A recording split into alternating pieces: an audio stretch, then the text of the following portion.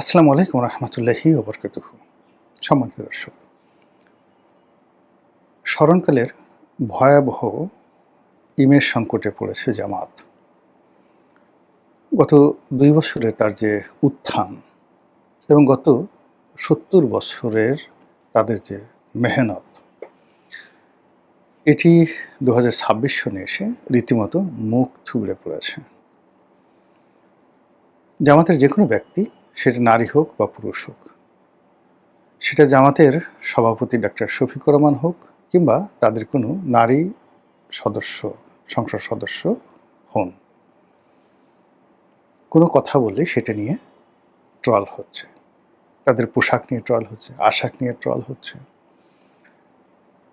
এবং এটা সার্বজনীন।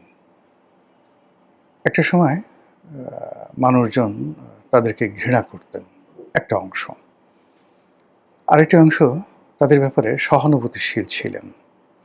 না, লোকগুলো ভালো, নিরপরাধ, সে ৭১ সালে কী করেছেন না করেছেন এগুলো নিয়ে আওয়ামী লীগ বারবার শুধু নাড়াচাড়া করে, এই জিনিসগুলো ঠিক না।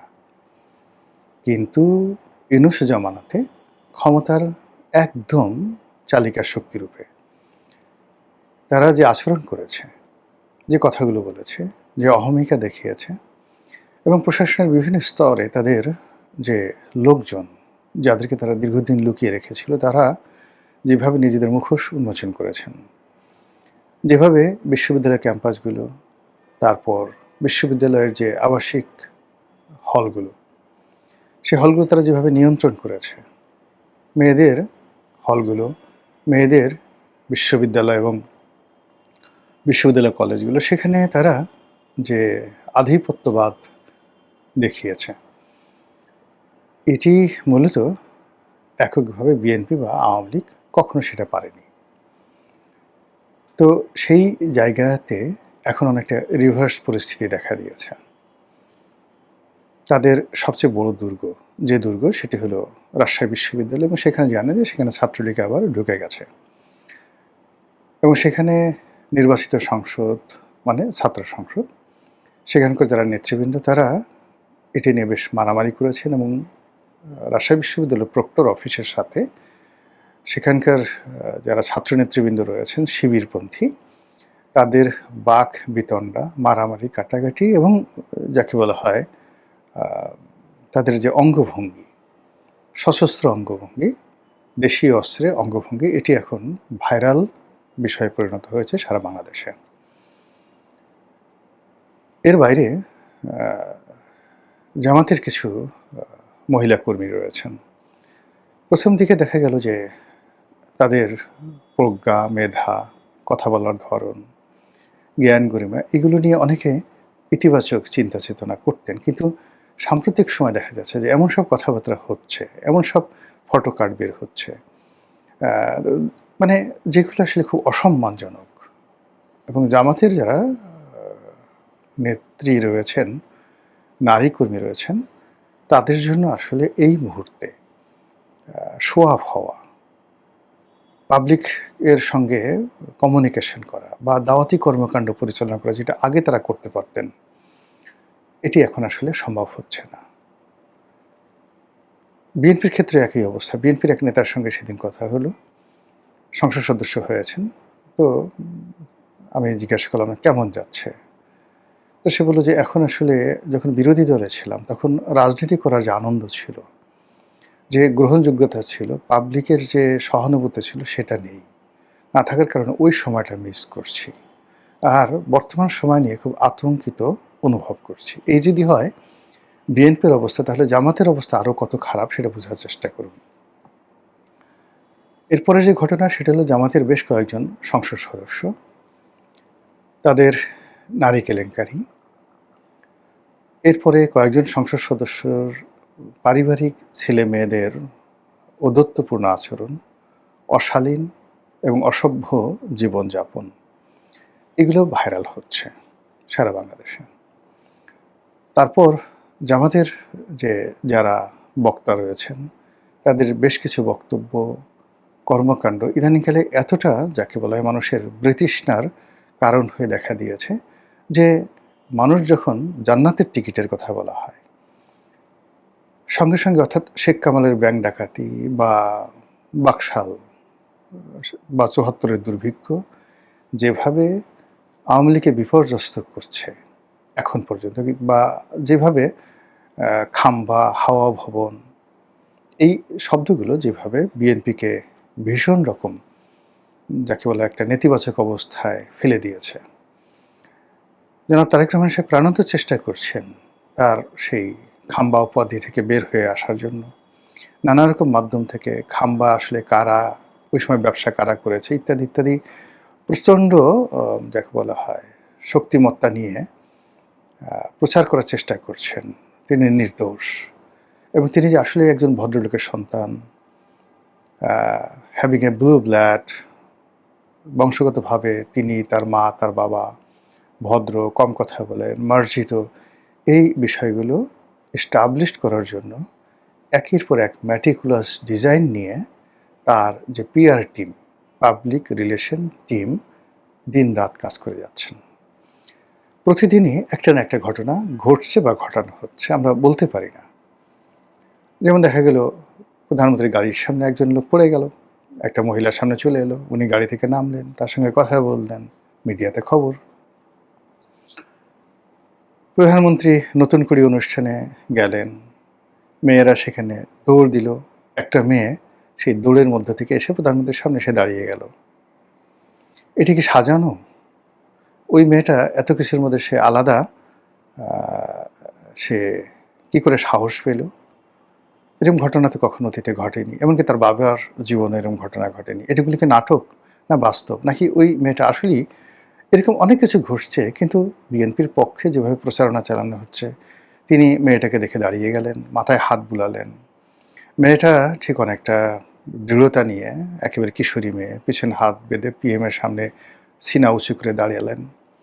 যেহেতু প্রধানমন্ত্রী দাঁড়িয়েছেন মেয়েটার জন্য, তার সাঙ্গপাঙ্গ যারা আছেন, আমির উমরা, তারা সবাই দাঁড়ালেন এবং সবাই বললেন যে দেখো দেখো দেখো ভদ্রতা কাকে বলে। এই ভদ্রতা শুধুমাত্র জিয়া পরিবারের সঙ্গেই সম্ভব। কিন্তু এই কাজগুলো করে তাকে মহামানব বানানোর চেষ্টা করা হচ্ছে প্রতিদিন, এরকম আমি অসংখ্য ঘটনা এভরিডে ঘটছে। কিন্তু কোনো অবস্থাতেই ইমেজের ক্ষেত্রে তিনি এখনো পর্যন্ত মানুষের সম্মান মর্যাদার যে জায়গাটি, সেই জায়গাটি অর্জন করতে পারেননি। তার সঙ্গে যখন ভদ্রলোকের দেখা সাক্ষাৎ হচ্ছে, তার সঙ্গে যখন শিক্ষিত লোকের দেখা সাক্ষাৎ হচ্ছে, ক্ষমতাধর লোকদের দেখা সাক্ষাৎ হচ্ছে, সেখানে আপনি তাদের বডি ল্যাঙ্গুয়েজ দেখলে বুঝবেন যে প্রধানমন্ত্রীকে তারা কতটুকু সম্মান করেন বা সমীহ করেন। আমি মেনশন করলাম না কোনো কিছু, আপনারা শুধু দেখে নেন। মানে ওইগুলো ঘটনা না, ঘটনা হলো তার সঙ্গে যখন সেনাপ্রধানের দেখা হচ্ছে, ক্যাবিনেট সচিবের দেখা হচ্ছে, তার সঙ্গে যখন দেশের কোনো বরেণ্য ব্যক্তির দেখা হচ্ছে, তখন এই দুয়ের মধ্যে প্রধানমন্ত্রীকে কেন্দ্র করে অপর পক্ষের যে আনুগত্য, ভালোবাসা, শ্রদ্ধা, নিবেদন, এই জিনিসগুলো কেমন হচ্ছে। সংবাদপত্র জগতের যে সকল সিনিয়র সাংবাদিক আছেন, তারা তার সঙ্গে দেখা করছেন। এর মধ্যে দুটো গ্রুপ হয়ে গেছে। একটা গ্রুপ হলো মতিউর রহমান, মাহফুজ আনামদের নেতৃত্বে একটা গ্রুপ, যেখানে মতিউর রহমান, মাহফুজ আনাম, তারপর মতিউর রহমান চৌধুরী, নুরুল কবির, ওনারা একটা গ্রুপ। তো তারা একবার বা দুবার ওনার সঙ্গে দেখা করেছেন, এখন আর তাদেরকে দেখা যাচ্ছে না। আবার অন্যদিকে আমার দেশের মাহমুদুর রহমান, জাহিদুদ্দিনের শফিক রেহমান, তো এই পুরো বিএনপি এবং পুরো জামাতের যে সমস্ত সাংবাদিক রয়েছেন, তারা যখন তার সঙ্গে দেখা করছেন, সেখানে আপনি এদের বডি ল্যাঙ্গুয়েজগুলো দেখেন, আপনি বুঝতে পারবেন যে সম্মান এবং মর্যাদাটা এই গত 5 মাসে 6 মাসে কতটা তিনি অর্জন করেছেন, বা আগের যে জায়গাগুলো থেকে কতটা বের হতে পেরেছেন। তো সেই দিক থেকে আপনি যদি জামাতের কথা চিন্তা করেন, জামাত আসলে চেষ্টা করেনি, মানে নিজেদের যে ইমেজগুলো, 71-এ তাদের ভূমিকা, ইসলামাইজেশনের ব্যাপারে তাদের যে চিন্তা চেতনা, এই বিষয়গুলো তারা মানে গত 2 বছরের চেষ্টাই করেনি। তারা মনের আনন্দে, মানে আমরা যে কাজগুলো করি, সেটা হলো আপনারা দেখবেন মানুষ যখন খুব আবেগপ্রবণ হয়ে যায়, আপনার ঘরে একটা নবজাতক সন্তান আসছে, বা 3 মাস, 4 মাস, 5 মাস, 6 মাসের সন্তান, আপনি তাকে চুমু দিচ্ছেন, সে একদিকে পায়খানা করে দিচ্ছে, তারপর আপনি চুমু দিচ্ছেন। তারপর শেষে আপনি তাকে আদর করতে গিয়ে ওরে আমার লুলু বাবা, ওরে আমার পুলু বাবা, ওরে আমার পুতু পুতু, ওরে আমার টুসু টুসু, ওরে আমার কুনু কুনু, আপনি তার কানে চুমা দিচ্ছেন, নাকে চুমা দিচ্ছেন, ছেলে কাঁদছে, মেয়ে কাঁদছে, নবজাতক, কিন্তু আপনি চুমা দিয়েই যাচ্ছেন।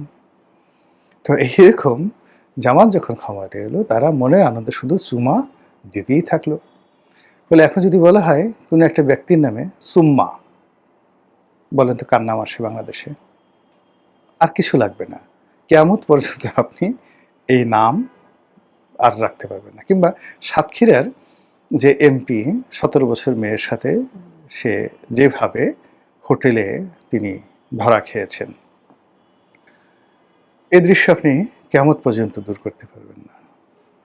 আবার ওই যে জান্নাতের টিকিট, এটা নিয়ে যে ন্যারেটিভ তৈরি হয়েছে, সেই দিক থেকে আপনি কোনো অবস্থাতেই এই বদনামগুলো আপনি দূর করতে পারবেন না। এর বাইরে জামাতের A team, B team, C team, এখন জামাতের সাথে যারা আছে, সেটা এনসিপির যারা লোকজন আছে তাদেরকে সবাই বলছে এরা জামাতের লোক।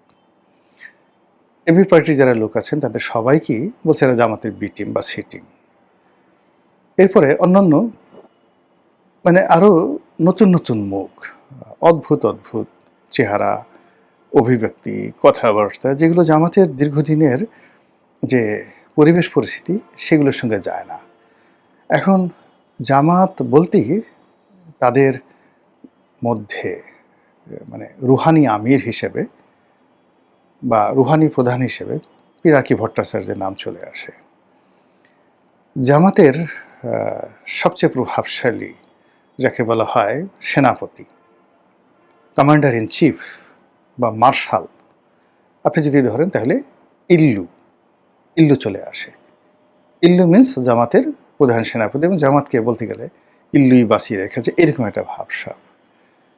তারপর ইল্লুর যারা ভাই ব্রাদার আছেন, কেউ হয়তো ব্যারিস্টার পদবী, কেউ হয়তো বিভিন্ন পদ পদবীতে আছেন, এদের পোশাক আশাক কথাবার্তা মানে আমাদের সমাজ খায় না। বাঙালির মানে এই সমাজে মানে জামাত সামনের দিকে এরকম তো ১০-১২ জন এই প্রজন্মের যাদের বয়স ৫০-এর নিচে, সেরকম ইল্লু বিল্লুদেরকে তারা নিয়ে এসছে। এদেরকে আমাদের সমাজের যারা খেটে খাওয়া মানুষ, রিকশাওয়ালা, মুটে, মজুর, নাপিত, ধোপা, মেথর, আপনি যদি এদের সাথেও মানে এদেরকে বসিয়ে দেন, ওই লোকগুলো মুখ ফিরিয়ে চলে যাবে যে এদের সাথে বসা যায় না, এদের সাথে কথা বলা যায় না, এরা বেয়াদব, এরা অপদার্থ, এরা চরিত্রহীন, এরকম একটা ন্যারেটিভ তৈরি হয়ে গেছে। আর ঠিক সেই সময়টাতে দেশে কার্যত এই মুহূর্তে জামাত একেবারে বন্ধুহীন। আপনি এনসিপির বেশিরভাগ লোক মানে যারা এনসিপিকে অর্গানাইজ করেছে, এখন সেই এনসিপিটা মূলত এখানে কেউ বলছে, এখন এদের মধ্যে দেখুন যে এক গ্রুপ বলা হচ্ছে যে এরা আওয়ামী লীগের গুপ্ত, স্পষ্টই নাহিদ এবং সার্জিসকে, নাহিদ না মানে এখানে হাসনাত আবদুল্লাহ এবং সার্জিসকে আওয়ামী লীগের গুপ্ত বলা হচ্ছে, নাহিদকে বলা হচ্ছে শিবিরের গুপ্ত, মাহফুজকে বলা হচ্ছে হিজবুত তাহরিরের লোক। তো এইভাবে এনসিপি এটা মাল্টি যাকে বলা হয় শঙ্কর প্রজাতির একটা দলে পরিণত হয়েছে, এবং সেই দলটিকে যখন জামাত ওন করেছে, জামাতের আসলে ক্ষতি হয়েছে, আবার এনসিপিরও কিন্তু ক্ষতি হয়েছে। ফলে এটা আগামীতে তাদের জন্য একটা আযাব এবং গজবের কারণ হয়ে দেখা দেবে দুটো দলের জন্য। আবার এই নির্বাচনে জামাত থেকে বের হয়ে এসে এই যে এবি পার্টি যখন গঠিত হলো, প্রথম দিকে তাদের একটা স্বতন্ত্র বৈশিষ্ট্য ছিল, কিন্তু গত নির্বাচনে জামাতের সাথে ঐক্যবদ্ধ হওয়ার ফলে জামাতের যে উপকার হয়েছে বা এবি পার্টির উপকার হয়েছে কেউ বলতে পারবে না, নো ওয়ান। কিন্তু এই দুটো সংগঠনে কিন্তু ১২টা বেজে গেছে। জামাত এনসিপিকে মানে এবি পার্টিকে বিশ্বাস করে না, এবি পার্টিও জামাতকে বিশ্বাস করে না। এখন আর টোটাল যে জামাতকে কেন্দ্র করে যে ১০টা না ১১টা দল আছে, তাদের সঙ্গে আর যা হোক বিএনপি জোটের কোনো সম্পর্ক নেই। অন্যদিকে জামাতে যে সকল বন্ধু ছিল দেশের বাইরে, পাকিস্তান, চীন, তুরস্ক, সৌদি আরব, এই দেশগুলোর সাথেও তাদের সম্পর্কটা আগের মতো নেই। সব মিলিয়ে এই যে সময়টা যাচ্ছে ২০২৬ সনের জুলাই মাসের শেষ সপ্তাহ, আগস্ট মাস ভয়াবহ, ভয়ালো, শোকার্ত আগস্ট মাস সামনে। তারপরে সেপ্টেম্বর। কেমন হবে জামাতের রাজনীতি? জামাত কিভাবে সাস্টেইন করবে? কিভাবে ঘুরে দাঁড়াবে? এটাই এখন দেখার বিষয়। মহান আল্লাহ আমাদের সবাইকে হেদায়েত দান করুন, হেফাজত করুন। আসসালামু আলাইকুম ওয়া রাহমাতুল্লাহি ওয়া বারাকাতুহু।